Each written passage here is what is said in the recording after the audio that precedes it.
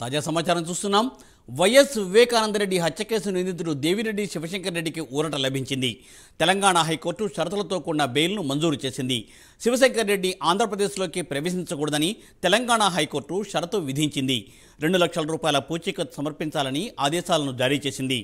Passport surrender చేయాలని, ప్రతి సోమవారం CCS PSలో హాజరు కావాలని హైకోర్టు ఆదేశించింది.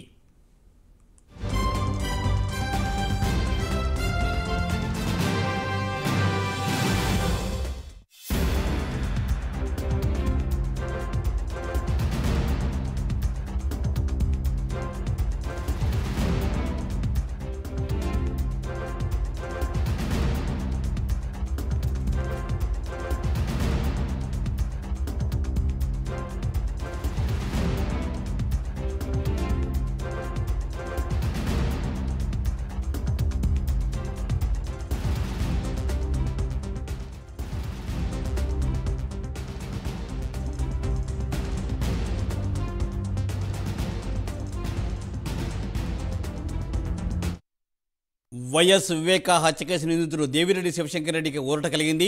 తెలంగాణ హైకోర్టు షరతులతో కూడిన బెయిల్ను మంజూరు చేసింది. శివశంకర్ రెడ్డి ఏపీలోకి ప్రవేశించకూడదని తెలంగాణ హైకోర్టు షరతును విధించింది. దీనిపై మరింత సమాచారాన్ని మా ప్రతినిధి సుధీర్ అందిస్తారు.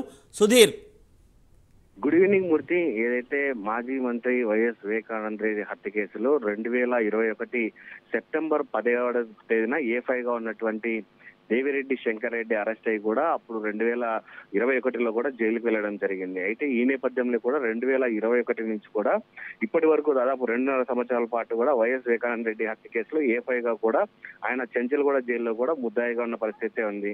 అయితే ఈ రోజు తెలంగాణకు సంబంధించినటువంటి హైకోర్టు కూడా షరతులతో కూడినటువంటి ఒక బెయిల్ ను కూడా ఆయనకు మంజూరు చేయడం జరిగింది. అయితే ఈ నేపథ్యంలో ఏదైతే దేవిరెడ్డి శంకర్ రెడ్డి A5 ఉన్నాడో అతనికి కూడా పూర్తి షరతులు అలాగే కండిషన్లతో ఉన్నటువంటి బెయిల్ కూడా రిలీజ్ చేయడం జరిగింది.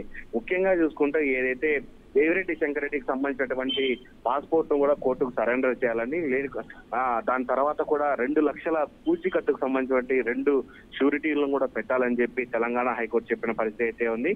అయితే ప్రతి సోమవారం రోజు కూడా హైదరాబాద్ లో ఉన్నటువంటి CCS పోలీస్ స్టేషన్ కు వెళ్లి అక్కడ సంతకం చేసి రావాలని చెప్పి కూడా తెలంగాణ హైకోర్టు అయితే కనుక పూర్తి స్థాయిలో కండిషన్లు పెంచిన పరిస్థితి అయితే ఉంది. అయితే ఈ నేపథ్యంలో దాదాపుగా 2.5 సంవత్సరాల పాటు కూడా జైల్లో ఉన్నటువంటి దేవిరెడ్డి శంకర్ రెడ్డికి ఒకసారి బెయిల్ మంజూరు కావడంతో కూడా ఇటు పులివెందులలో కూడా పూర్తి స్థాయిలో దేవిరెడ్డి శంకర్ రెడ్డికి సంబంధించినటువంటి అభిమానులు కూడా పూర్తి స్థాయిలో ఆనందాలు వ్యక్తం చేస్తున్న పరిస్థితి అయితే ఉంది. అయితే ఈ నేపథ్యంలో దేవిరెడ్డి శంకర్ రెడ్డి రేపు ఉదయం దాదాపుగా 10 గంటల ప్రాంతంలో కూడా ఏదైతే చెంచల్గూడ జైలు ఉందో చెంచల్గూడ జైలు నుంచి కూడా ఆయన పూర్తి స్థాయిలో బయటికి రానున్నారు. అయితే దాదాపు 2.5 సంవత్సరాల పాటు కూడా జైల్లో కూడా ఉన్నటువంటి దేవిరెడ్డి శంకర్ రెడ్డి రేపటితో కూడా ఈ బెయిల్ పై బయటకు వచ్చే అవకాశాలు అయితే పూర్తి స్థాయిలో ఉన్నాయి. Murthy, thank you Sudheer, thanks for the updates.